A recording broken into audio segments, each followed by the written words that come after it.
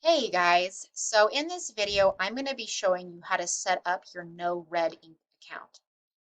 This is a program that we will use this year to build up your writing skills, and it's something we'll use often, so it's important that you set this up correctly. I will be giving you a specific link for whatever class you have with me. For the purpose of this video, I'm just going to click on one of the links I have. This one happens to be for period 1.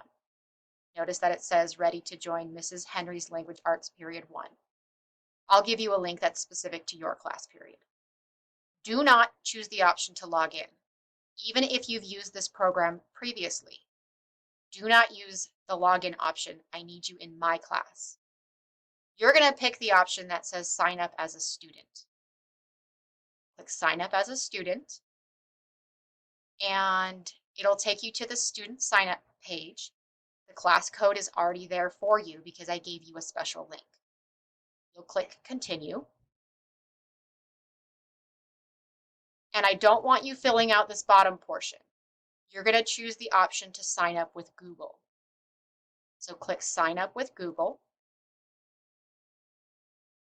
Make sure you pick your Westside account. It should be the Westside Union account.